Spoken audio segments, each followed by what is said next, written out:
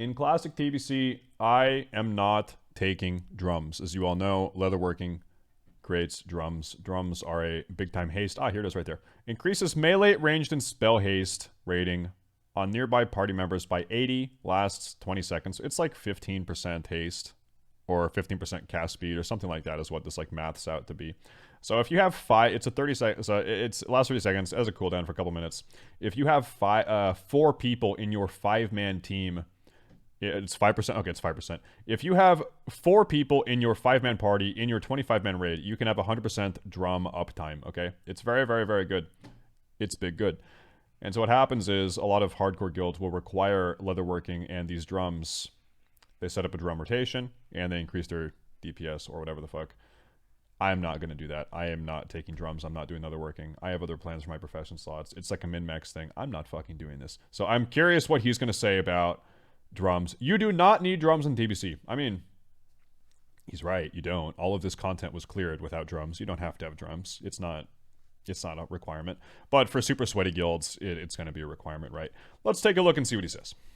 Hey guys, in this video, I'm going to be talking about drums of battle and the way people are talking about drums and leatherworking going into TBC, talking about how everyone's going to need them. And it's going to be across the board. Guilds are going to be requiring them. Probably. And, I guess talk specifically about some of the narratives coming into TBC. Now you might be thinking, what, for TBC Classic? Like, what are you talking about? Again, it has not been confirmed. It's rumored to come out in May. And a lot of people think it'll be announced at BlizzCon, which is coming up in February. And, some patches that they are testing in Classic seem to heavily suggest TBC Classic, but it's not technically confirmed yet, so just keep that in mind. But despite the fact that TBC has not yet been confirmed, obviously a lot of people are talking about it, and people are talking about drums a lot. There's a lot of posts on Reddit, YouTube comments, Twitch chat. People are already doomsdaying about how, drums are the next world buffs. Everyone's going to have to be leatherworking. They kind of are. Every guild's going to require them. So let's just counter that, right? Only the really hardcore guilds and the speedrunning guilds are going to require these. It is, not something that you need as a average player. Here's the problem, okay? And this is super true for Classic WoW. And this is a point I think he's raised in the past, actually. I've seen a couple of his videos where you will, and it's totally true, right? I've said this before as well, where you have super tryhard guilds that are setting the meta. These guys are actually top tier players. They're speedrunning. They're 100 parsing. These are your actual top tier, top 50 guilds in the world, right? What happens is your mediocre guilds, medium tier guilds, just average medium guilds, they will copy the approach and copy the strategies of the top guilds, even if they don't have the other variables to properly execute some of these maneuvers that the top guilds are pulling off. Even if they don't have the roster or the individual player skill or this and this and this, they will copy sort of the easy, lazy things. It's easy to say, yeah, you have to have leatherworking, right? Even though they're not doing 99% of every other thing the top guilds are doing, they copy the easy, lazy, fucking like bullshit things. So like that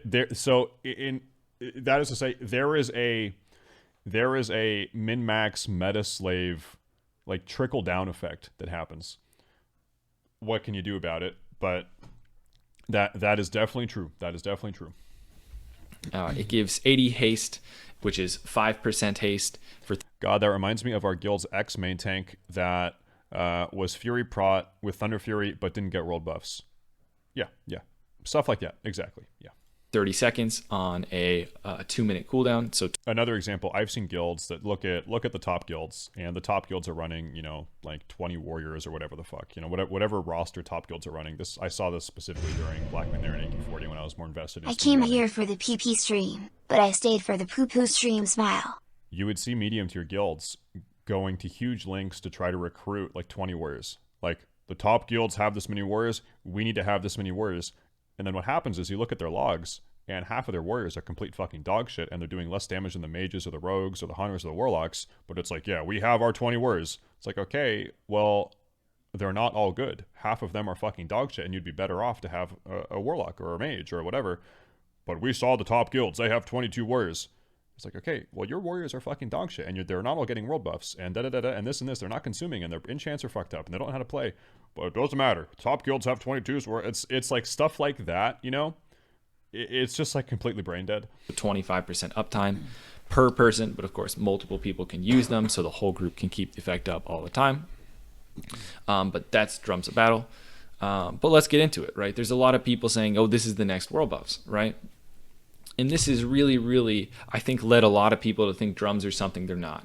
Drums are a minor increase to your power. And that's all there is to it, right? 5% haste. We're not talking about double damage. We're not talking about, an increase that is generally going to be the difference between killing a boss or not. It generally is not. It's going to be something that hardcore guilds use to do as much damage as possible, to push logs, and speedrunning guilds do to push times. But it is not something that the average player needs or necessarily should get. There's a lot of professions that are going to benefit you personally for how you play the game a lot more than leatherworking, right? When it comes to money making, I think it's obvious that leatherworking is not going to be a good profession for making money, and there's a lot of professions in TBC you can use to make money.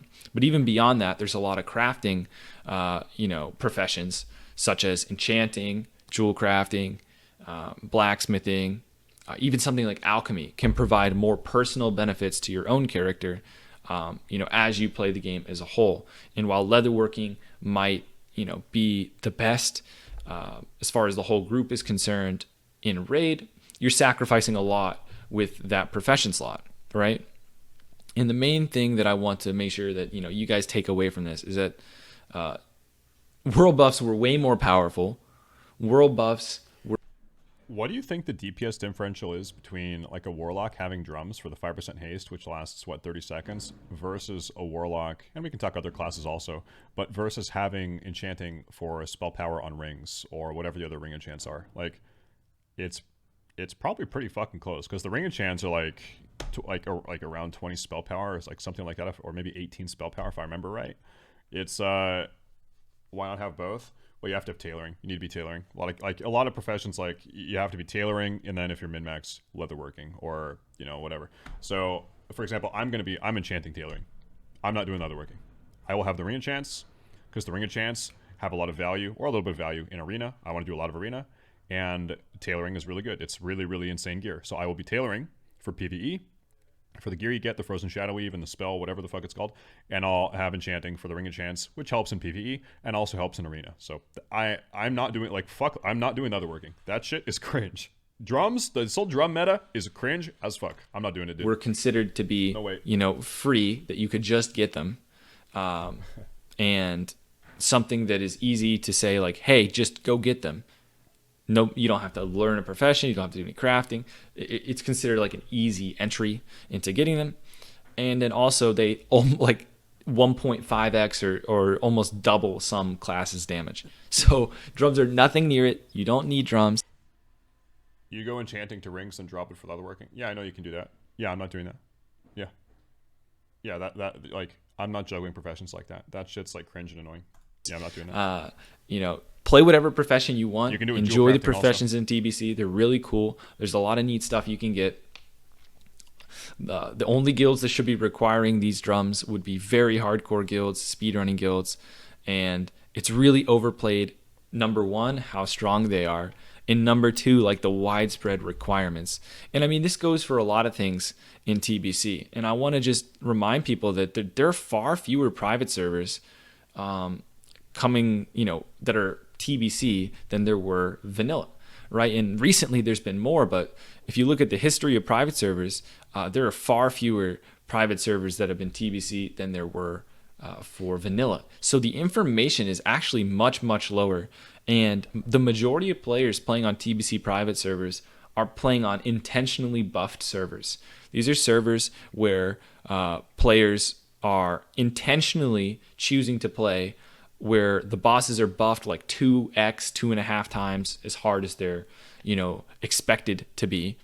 And a lot of people then playing on these servers when discussing TBC, all of the people playing on the servers are very hardcore players, hence why they're playing on these buffed servers. And they're also then applying the knowledge that they're learning from these servers to what they think is going to happen in Classic.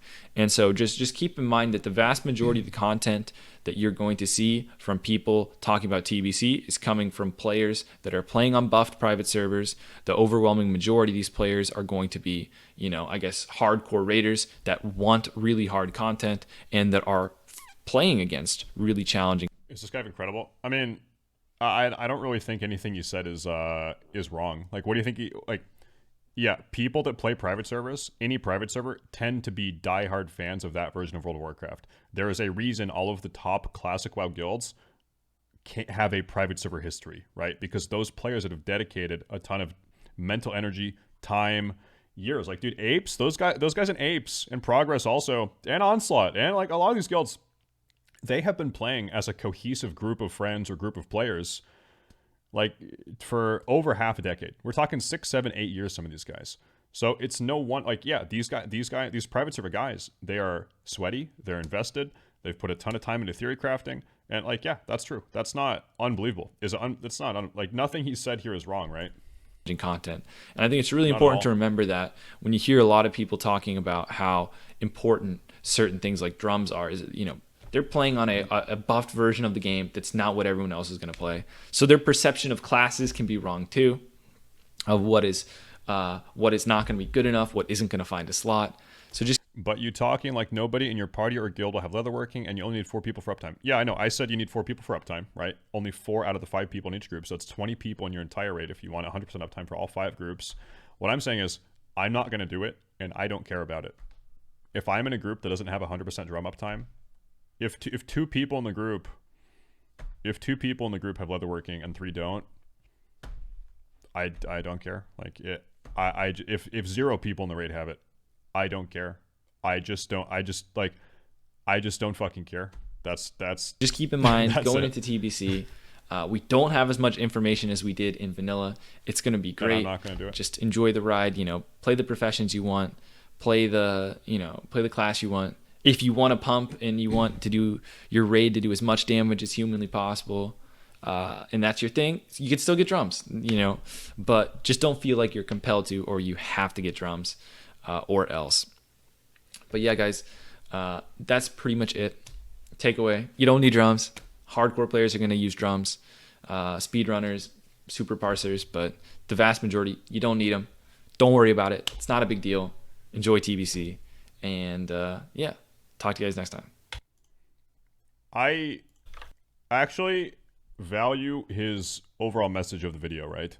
His message is don't feel pigeonholed and confined into trying to copy the meta of top players if that's not what you are and that's not how you want to play the game, right? Because in Classic, I would say that's a really big problem where people feel like they have to have this exact roster and these exact world buffs and they have to play this exact certain way. And you just, unless you're in a top speedrun, like don't trick yourself, or don't try to be something you're not, right? Or don't impose these rules and restrictions that other top players have in your medium guild when you're just not playing the game that way, right? I don't know. It's just you need to be true to yourself, right? I don't know. So, moral of the story, I don't give a fuck about drums. I'm not doing drums. I'm actually probably going to make an anti-drum emote, okay? Would you guys want that? I'm going to make an emote that is like a picture of the drums with a fucking red X through it.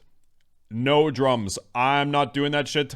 I am going to spearhead the anti-drum community. I'm not doing it. Not going to happen, dude. Yeah, I just don't fucking care. Yeah. People always mention that you can drop enchanting and drop, like... If you were... Just FYI, okay? If you were a warlock, and you were trying to min-max as much as possibly can, this is what you would do, okay? You would level tailoring to 375. You would keep it, okay? You would level enchanting to 375. Enchant rings. Drop. Then you would level JC to 375. Make gems. drop. Then you would level leatherworking to 375 and spam drums, and you would keep leatherworking, okay? And you would keep. Then each time you get a new ring / item you want a JC gem in, you drop leatherworking and re-level enchanting and JC to get the ring enchants again, and then you later on then you re-level leatherworking for more drums. Okay, that's how you do this. Just FYI, like this is that's kind of the game plan for a lot of people. So this is the shit I'm not doing this, right? I'm just not doing that. That shit's cringe. I just don't care about it. I'm just not doing it. I'm not doing it. I ain't doing it. I'm not doing it.